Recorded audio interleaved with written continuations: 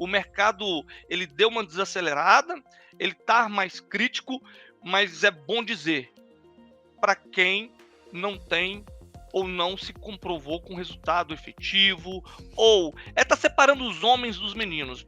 A solução é simples e engenhosa. Conectada à interface da injeção eletrônica, um dispositivo monitora a forma como é conduzido e a saúde do automóvel. Com essas informações e mais a geolocalização, a Love, Insurtech mineira, oferece apólices de seguro contra roubo com preços menores do que as tradicionais seguradoras. E agora se prepara para oferecer também cobertura contra colisão. O que torna a Love diferente das outras Insurtechs é que em 3 anos de atividade, ela cresceu apenas com investimento próprio. E nesse momento, os sócios da empresa estão em busca do capital que deve fazer a companhia ganhar escala ainda mais rápido. Meu convidado de hoje é o Kesi de Cunha, CEO da Love, e ele vai contar um pouco dessa história e de como um ex-vendedor de bíblias virou fundador de startup. Eu sou Rui Gonçalves e você está no Remessa Talks, produção da Remessa Online, principal plataforma digital brasileira de transferências internacionais, parceira das startups e dos investidores nas operações de aporte de capitais. Vem com a gente. Começa agora o Remessa Talks, a websérie da Remessa Online sobre o mundo dos negócios das startups. Kesi, muito bem-vindo ao Remessa Talks. Obrigado aí por aceitar o convite. Ô Rui, eu que agradeço a todos vocês aí por ter convidado, né, para a gente contar um pouco mais da nossa história. E será um prazer poder contribuir aqui com essa comunidade, né, de startups, de empresas de tecnologia. Será um prazer. Cara, eu vou fazer uma brincadeira aqui. Tem que ter muita fé para um ex-vendedor de Bíblia virar dono de startup e fazer ela crescer com capital próprio? É isso aí, cara. Muita fé. Acho que isso aí é um requisito básico aí para a nossa jornada, uma coisa que a gente exercita bastante, né? Porque, de fato, se me perguntassem alguns anos atrás que eu já estaria à frente, né, de uma empresa de tecnologia, eu acho que nem eu mesmo acreditaria. Como é que foi isso, cara? Como é que foi essa transição sua, né? Porque não é comum. Eu já entrevistei mais de 50 empreendedores aqui. Ninguém vendeu sequer livro, ainda mais Bíblia. Boa pergunta, viu? Eu também gostaria de saber como que foi essa transição. É uma pergunta que eu tenho que fazer para mim também. Mas brincadeiras à parte, Então, eu sempre fui muito inconformado, viu, Rui? Eu sempre fui uma pessoa muito inconformada. Acho que até mesmo da origem de onde eu venho, né?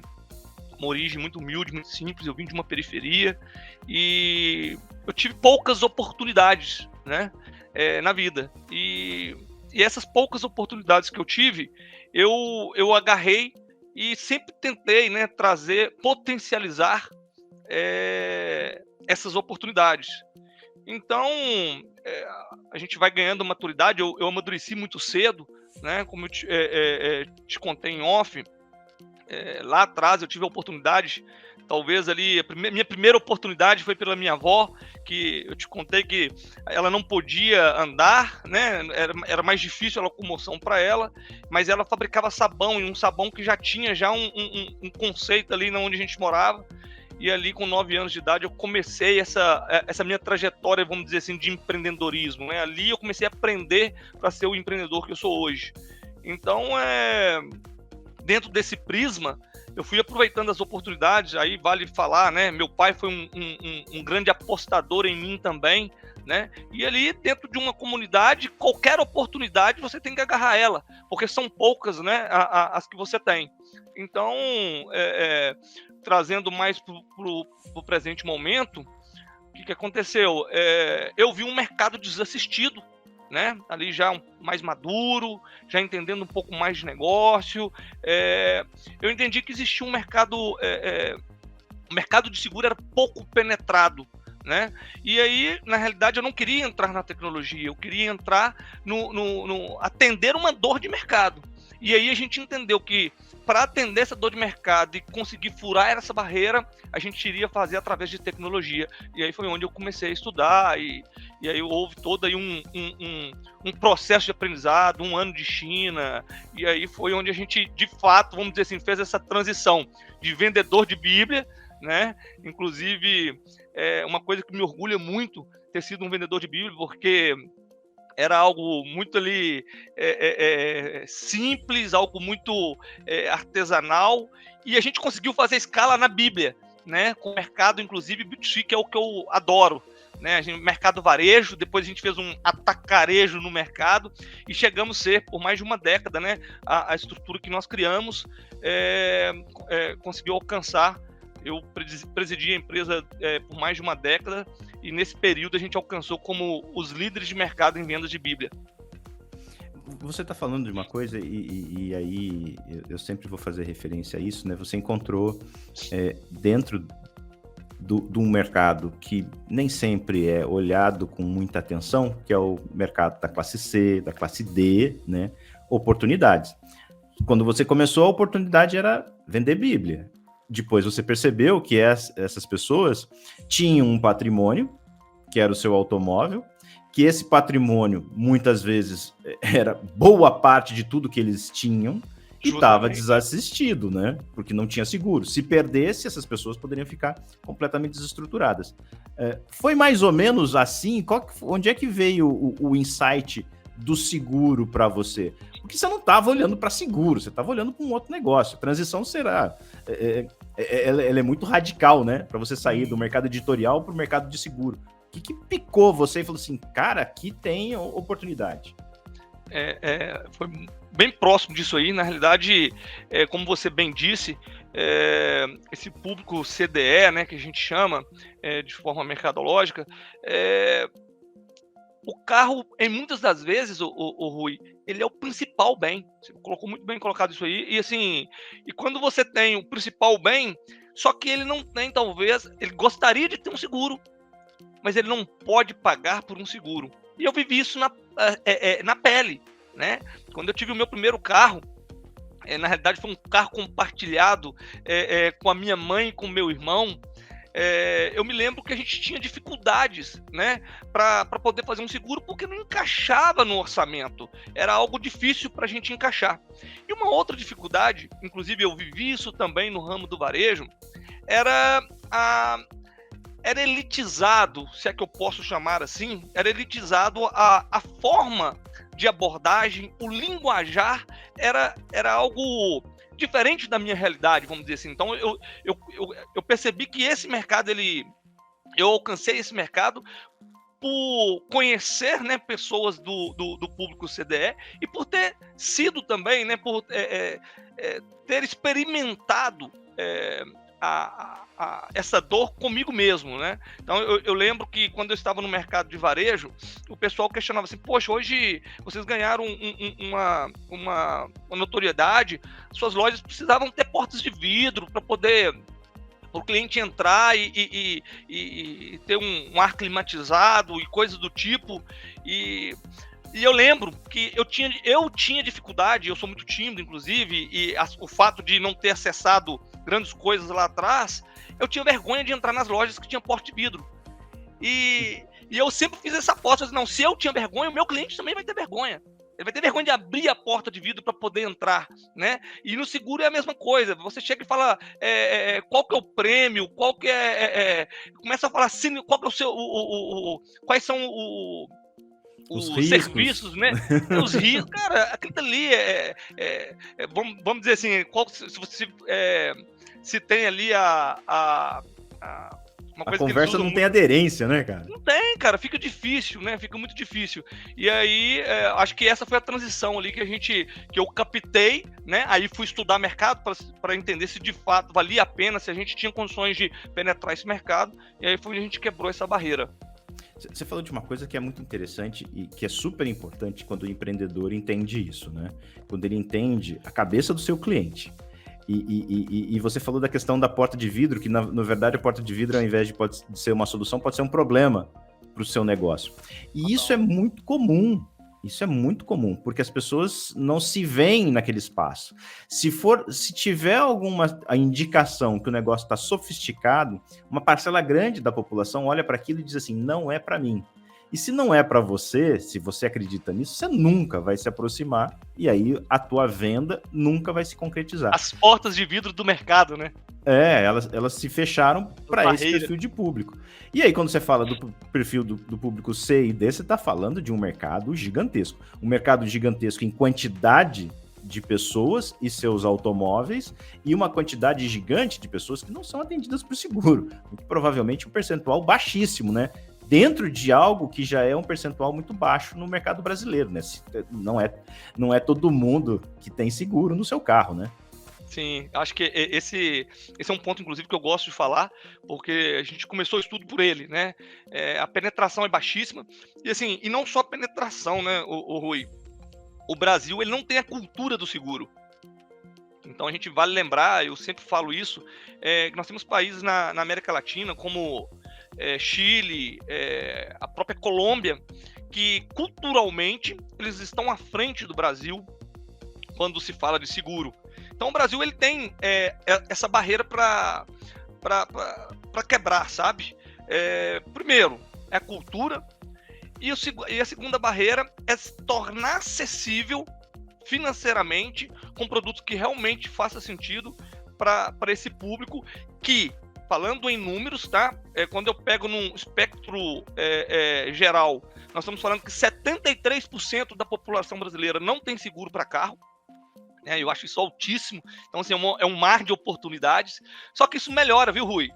Quando nós falamos do público CDE, isso passa de 90%. Porque esses 27% no dado global, que acontece? São o público AB, que tem condição para pagar um seguro completo, e tudo certo. Inclusive, eu sempre falo, eu não quero esse cliente. Esse cliente deixa ele continuar com quem pode oferecer o produto e o serviço certo para ele. Eu quero aquele cliente que gostaria de ter o seguro, mas não pode pagar pelo seguro. Então, eu acho que a tecnologia nos permitiu isso, onde a gente consegue trazer uma previsibilidade maior, a gente consegue, através dos dados, otimizar tanto o sinistro, como uma série de outros fatores, né, para poder trazer esse cliente para o universo de seguro. Então, assim, que é mais de 90%. Nós estamos falando de mais de 90% do público CDE não tem nenhum tipo de cobertura. Mas aí a gente tem uma outra questão. A seguradora tradicional também não quer esse público, muitas vezes porque o carro é velho, já tem algum tipo de avaria muitas vezes, né? Principalmente na questão da colisão, né? E ele acha, as grandes seguradoras acabam preferindo esse público AB, que tem um bem mais novo, que dá para embutir uma série de outros custos junto da apólice de seguro. E aí você foi lá e olhou e falou assim, bom, qual que é a dor desse meu cliente das classes, da classe C, D e E? Ele tem um bem que não tem um valor muito alto, mas é o principal bem para ele, precisa ser barato, e o medo dele é o roubo, né? Porque assim, a colisão nem é a dor de cabeça para ele, né? A grande questão centros, é perder o carro, né? Sim, principalmente nos grandes centros. Os grandes centros hoje, quando há uma colisão, na sua grande maioria absoluta ali, a franquia, né? Que são termos, inclusive, comuns pra gente, mas quando você fala, tem franquia, não tem franquia, o meu cliente, ele nem sabe do que se trata. Tá? Porque ele não viveu uma jornada de seguro. E aí, quando você vê a franquia, geralmente costuma ser mais caro do que o próprio conserto para-choque ali de um carro 2010, 2012, 2013. Não faz sentido eu pagar a franquia para ter o conserto do meu carro. Uhum. E assim, eu acho, viu, Rui? Desculpa, só para fazer um complemento aqui. E eu acho que as seguradoras, acho que elas até gostariam de ter esses carros na base delas. Só que é muito difícil dividir uma empresa grande, né? Porque tem vários fatores para atender esse público. Não basta só ter um produto aderente com custo acessível. Eu acho que isso é muito importante, né? Que, inclusive, a grande maioria delas tem dificuldade para envelopar esse produto. Mas tem uma outra questão também, que acho que vale ressaltar, que para você fazer uma oferta para esse público, você também tem que trabalhar a experiência dele com um linguajar diferente. Não é o mesmo linguajar, o segurez que se utiliza normalmente no seguro. Então, acho que essa é uma dificuldade que esses grandes players têm, apesar que gostariam de penetrar, mas tem essa dificuldade também do linguajar, de como atrair esse público. Kess, em 3 anos, como é que funciona esse seguro e como é que vocês fizeram a empresa crescer? Certamente você não é o desenvolvedor do dispositivo que vai plugado lá na injeção eletrônica para ficar monitorando o carro. Você deve comprar de um fornecedor externo. Como é que é a tecnologia que vocês usam e como é que isso faz sentido dentro desse produto que vocês criaram aí e estão oferecendo? Essa é uma jornada muito louca, que é muito, muito legal de contar, porque quando a gente entendeu que nós penetraríamos no mercado através da tecnologia, cara, o que eu tenho de tecnologia para carro, né? O que eu tenho de tecnologia para carro é rastreamento, é um rastreador.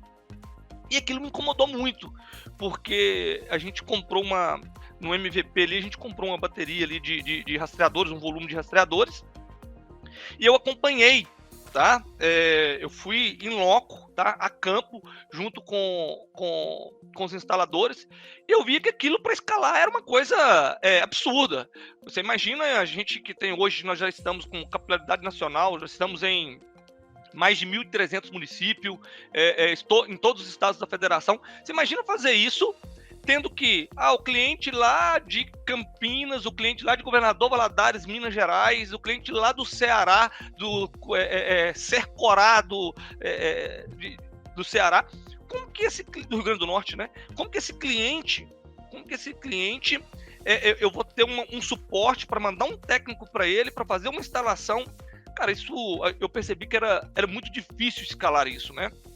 E aí foi onde eu fiz a minha jornada para a China, né? Fui até a China para entender como funcionava o mercado de mobilidade, de segurança chinês. Eu acho que a China, né, hoje é um exemplo para o mundo, até mesmo pelo volume, né, de veículos e pessoas concentrado.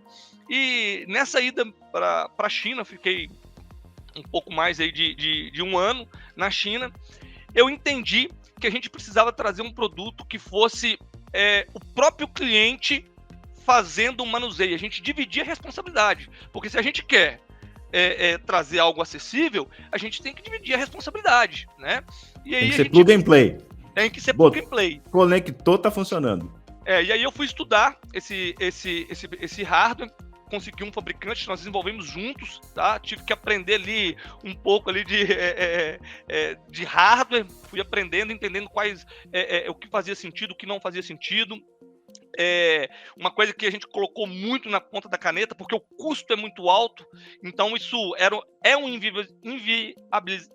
inviabiliza até hoje, né? Vamos dizer assim. Você pode ver que na América Latina não tem ninguém ainda oferecendo esse produto por B2C. Então eu tinha que reduzir custo do produto, eu tinha que desenhar um produto que houvesse uma redução de custo, né? E aí talvez entra volume também para a gente conseguir chegar nisso. E tinha que ser um produto melhor do que o mercado já utilizava. Por quê? Porque o mercado, o consumidor final, né? Quando você fala de B2B, você se acerta, você explica para ele que tem coisas que são pontos de tecnologia, são falhos. Quando você fala isso para uma pessoa mais leiga, né, que ela só está querendo a proteção do carro dela, né, e ela encontra algumas inconsistências, como uma boa parte dos hardwares hoje acaba acontecendo para redução de custo, a gente viu que precisava de um hardware de qualidade e que atendesse a demanda. Então a gente volta para o Brasil. Eu volto para o Brasil junto com o meu time e aí a gente começa a envelopar, porque aí tem que envelopar um novo produto, né? É um produto diferente, um produto que é plug and play. Aí a gente tinha aquela dúvida, né? Será que o cliente não vai achar ruim dele mesmo ter que fazer a conexão, esse plug and play, né? E aí a gente foi quebrando essas barreiras, a gente foi vendo que era muito fácil, os clientes adoravam, e aí a gente veio trazendo, né?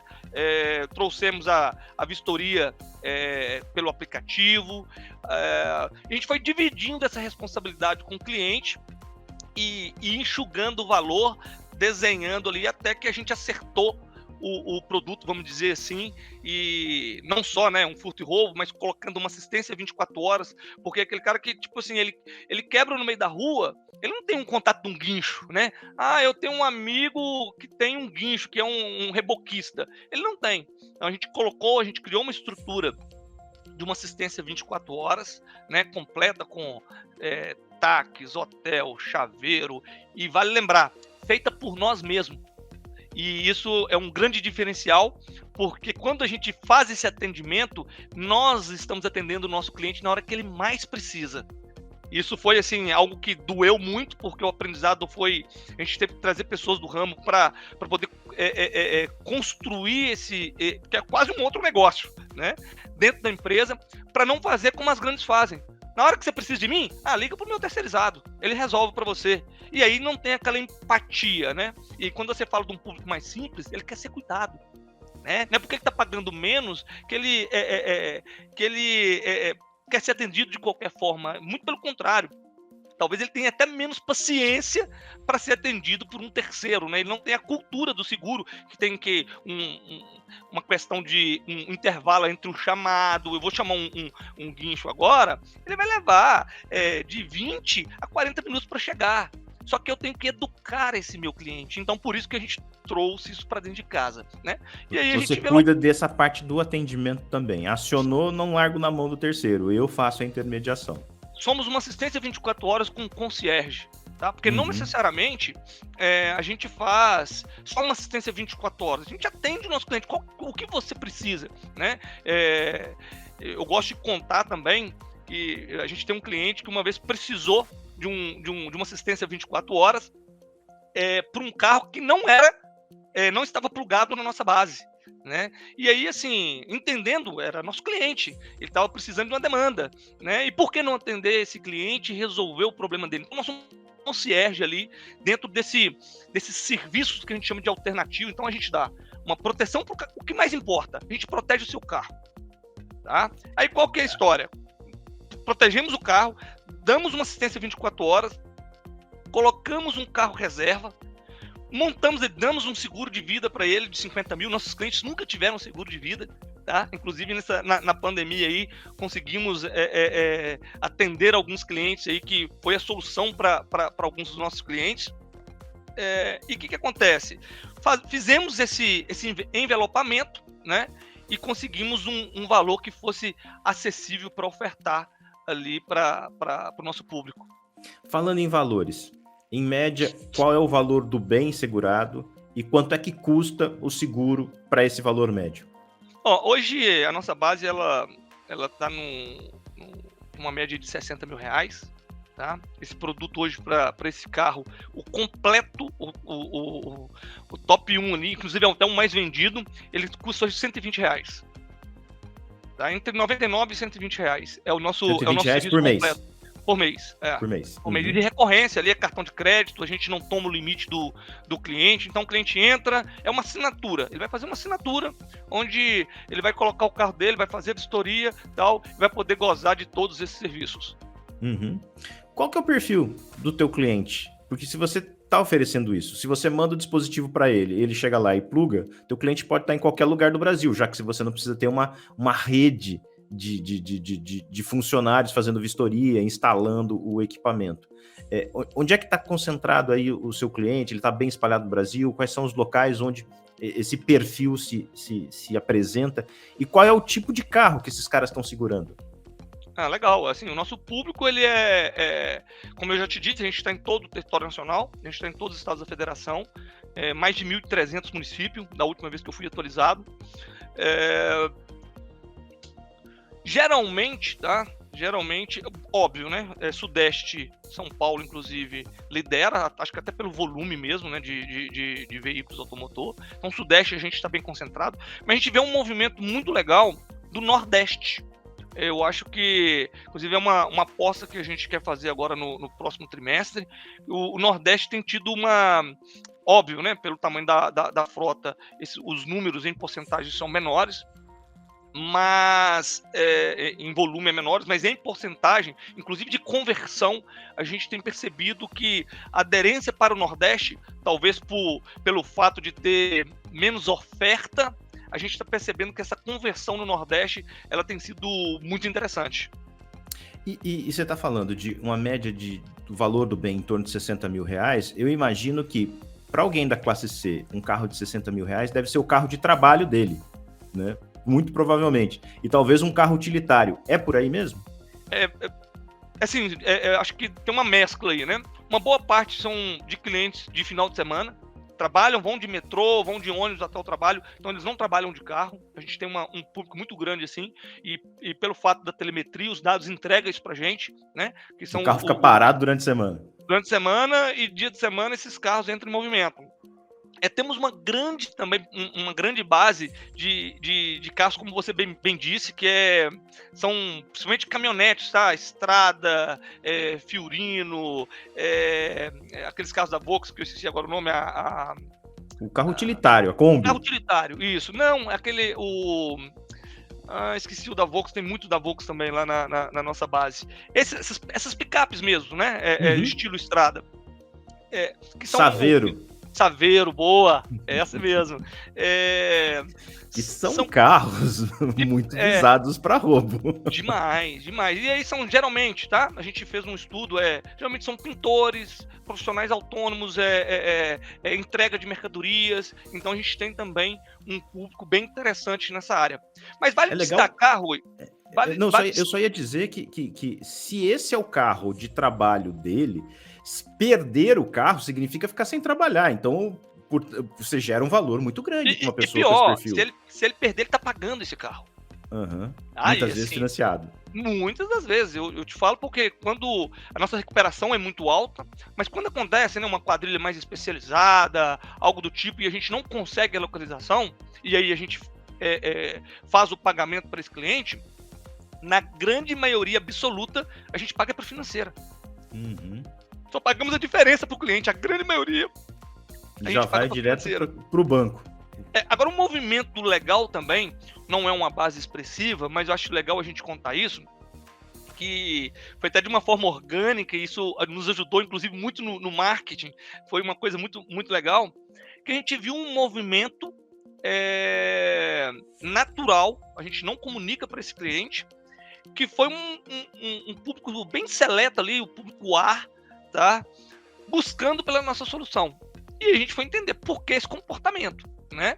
Eu lembro que o primeiro carro foi uma Porsche de um jogador de futebol de Minas Gerais. E foi logo quando lançou essa Porsche ainda. Então, assim, você imagina os engenheiros, a galera vendo isso aí, poxa, o pessoal vira um burburinho dentro da empresa, né? Poxa, entrou uma Porsche na nossa base.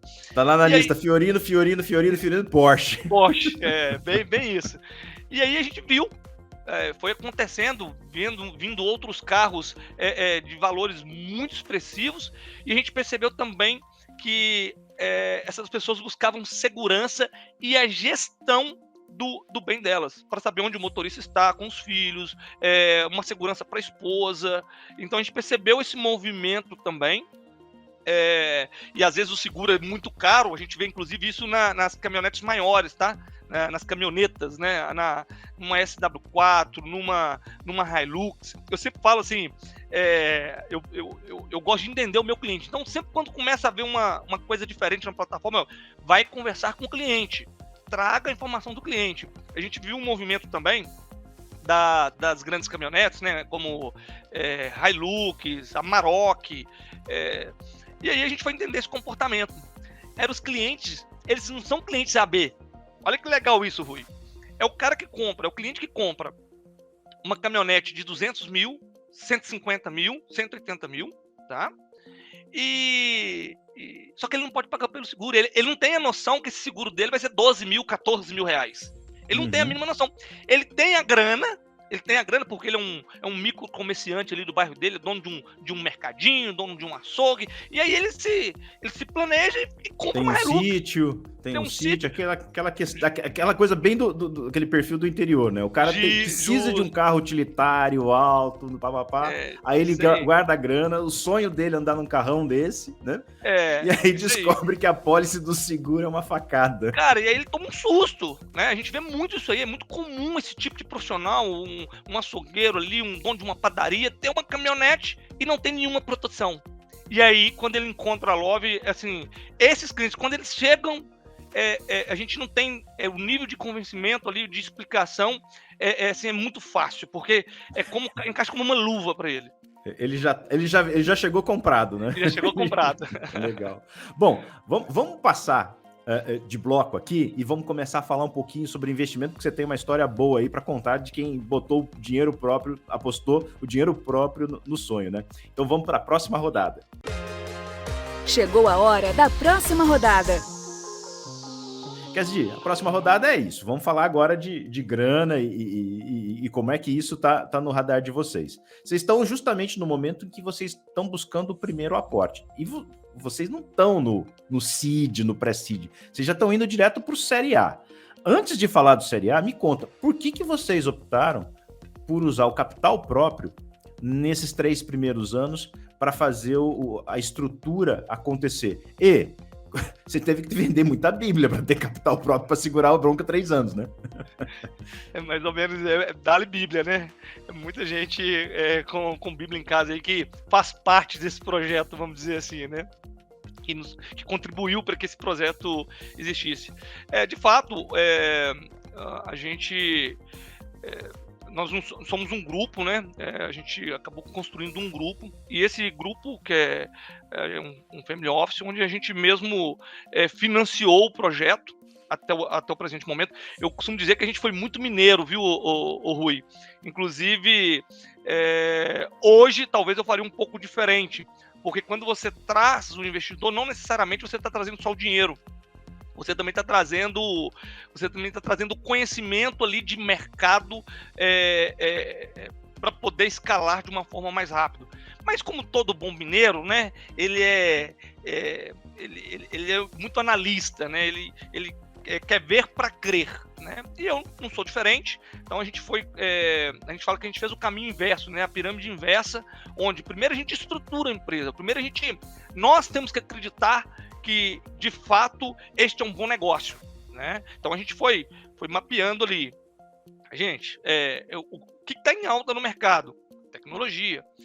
Big Data. Poxa, nós somos a seguradora que mais vai coletar dados em todas as seguradoras hoje do Brasil, porque a gente tem 2 fontes muito grandes de coleta de dados. Uma que é o aplicativo e a outra que é a telemetria. Então a gente viu que isso tem um valor muito grande para o mercado.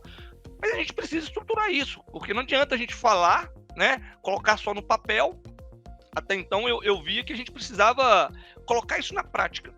Então a gente foi construindo, nós construímos uma plataforma, que a gente fala plataforma Love, onde ela liga, né, os nossos softwares próprios com os softwares parceiros, né? Tem todo um compliance ali para ter uma gestão muito apurada dos dados. Então, e nessa brincadeira, né, a gente trouxe SAP para ser o nosso RP, Salesforce para ser o nosso CRM e dar um onboard, um atendimento, uma comunicação com o cliente de uma forma muito interessante. Fizemos todo esse movimento e nessa brincadeira a gente um pouco mais aí de 22 milhões de reais investidos de forma própria.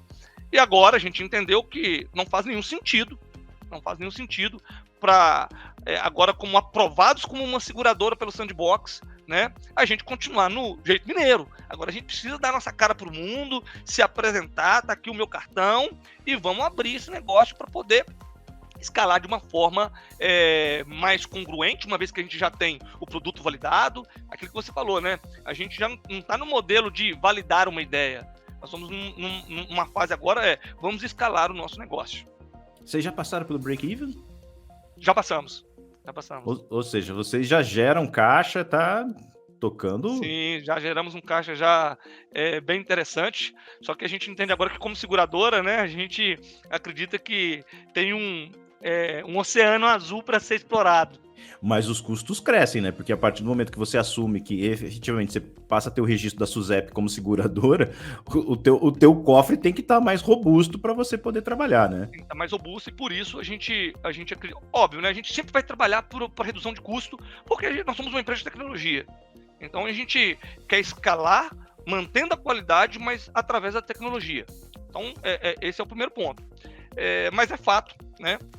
Que engrossando o caldo aí agora com toda essa solução, a gente precisa de um dinheiro mais robusto, nós estamos falando de um outro universo. Uhum. Bom, então vamos falar desse universo agora. Vocês estão correndo atrás de um Série A, vai ser o primeiro aporte que vocês vão receber. Vocês já têm o produto desenhado, vocês já têm geração de caixa, vocês já são reconhecidos pela SUSEP como uma seguradora, e tem aí um potencial gigantesco que você já falou, 90% da tua base, né, de clientes em potencial não tem o teu produto. E se metade resolver que vai ter, você vai ficar gigante. Né? É isso. Quanto é que vocês estão buscando? Qual é o valor que vocês precisam para dar esse próximo passo? E como é que vocês têm sido recebidos pelos fundos de investimento? Porque nesse momento eles estão mais seletivos. E vocês estão levando na manga uma informação importante para eles. Fala, cara, eu já gero caixa e meu produto está validado. Então, assim, você tem um produto legal, você já tem uma geração de caixa, você tem um retorno muito, muito importante para apresentar para eles, deve ficar um pouco menos difícil nesse momento convencer os caras. Como é que está essa relação aí? Quanto é que vocês estão buscando e como é que vocês estão sendo recebidos no mercado? Então, até para dar um passo atrás aí, quando a gente conversou, a gente ainda estava numa análise ainda de como que seria, né? Como que nós traríamos esse investidor e até um pouco pelo movimento do mercado, nós entendemos que, por mais que já estamos numa fase mais avançada, digamos assim, talvez faça sentido a gente começar por um seed, né? E eu acho que um seed hoje encaixa muito bem. Inclusive a gente viu notícias ontem de pré-seed, né? De, se eu não me engano, 6 milhões de dólares, alguma coisa assim. Então o que acontece?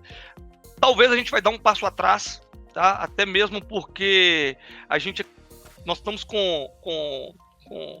já em conversas, já inclusive para essa série A, que a gente acha que vai ser um segundo momento, com empresas lá fora. Então eu acho que se a gente trouxer esse recurso do CID agora, a gente ganha uma velocidade e já vai preparando para essa série A. Então eu acho que é um movimento que a gente ainda está definindo junto com o estratégico da empresa e que nas próximas semanas aí a gente vai saber qual o caminho que nós vamos trilhar. E respondendo a sua outra pergunta, é o seguinte, acho que o mercado, é um fato, o mercado ele deu uma desacelerada, ele está mais crítico, mas é bom dizer, para quem não tem ou não se comprovou com resultado efetivo, ou tá separando os homens dos meninos, porque a gente via, estava uma coisa desacerbada, nós estávamos vendo aí um movimento que é insustentável na minha visão. Eu, como empreendedor, eu enxergo muitos movimentos que aconteceu como algo insustentável, né? E que muita gente acha que é bom para o mercado, mas acaba sendo ruim, porque no fim, né, o investidor ele quer o quê? Ele quer rentabilizar a sua carteira, né? E aí quando você faz um investimento, às vezes ali no flow do mercado, ali naquele auge do mercado, e depois não se traz o resultado esperado, acontece o que está acontecendo agora. Então, eu acredito muito, viu, o Rui, que o mercado continua aquecido, e aí a gente vai vendo aí muitas notícias acontecendo, e você observa isso olhando os players, que tem um pouco mais de coerência, que tem um pouco mais de robustez, continuando sendo investido como se nada tivesse acontecendo no mercado. Então, eu acredito muito que para pessoas, para empresários, para CEOs que realmente tem uma empresa, não só num discurso, só num papel, mas tem algo ali de forma mais coesa, continua tendo a facilidade que estávamos tendo lá atrás. Aqui no Talks a gente conversa tanto com as startups quanto com os fundos de investimento, né? Então, se você pegar por aí, a gente conversou, por exemplo, com o João Kepler, da Bossa Nova. Dias atrás, ele soltou um artigo dizendo o seguinte, falou, olha, não está faltando dinheiro para as startups, os investidores estão mais seletivos. a gente está com mais critério na hora de conceder o crédito. Se os seus fundamentos forem bons, terá dinheiro. Então, essa é a palavra da Bossa Nova. De quem conhece, né? A voz da experiência, né? De quem conhece. A Mônica, da Maia Capital, também passou por aqui. Disse, olha, acabamos de captar dinheiro. Vamos fazer investimento, soltar novas rodadas de investimento com mais startups. Então, temos dinheiro em caixa, né? E vamos fazer. E isso é semelhante, por exemplo, com o Guilherme Amorim, da Wire, da Telefônica. Ele falou, cara, a gente continua nesse processo. Então, o que os fundos estão fazendo não vamos soltar cheques tão gordos quanto no passado.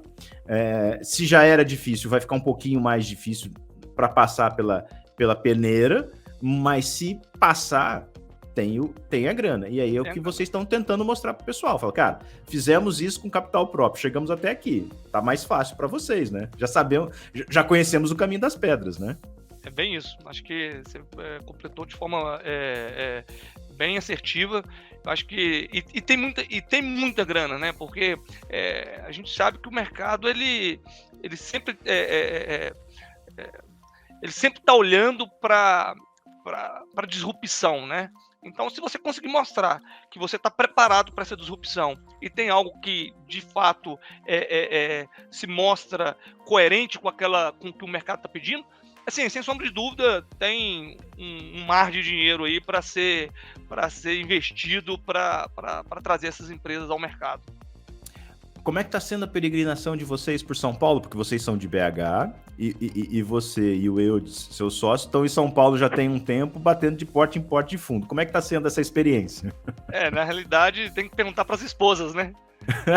A gente veio, foi uma coisa assim, muito rápida, um acontecimento muito rápido, então a gente não conseguiu, né? No meu caso, eu tenho filhos, então eu não consegui ali encaixar a vinda de todos eles. Então, assim, a gente sente muita saudade. Eu sou um cara muito família, então a gente fica ali um pouco com o coração apertado, mas está sendo muito legal. Quando você fala assim de negócios, né? Está sendo muito legal.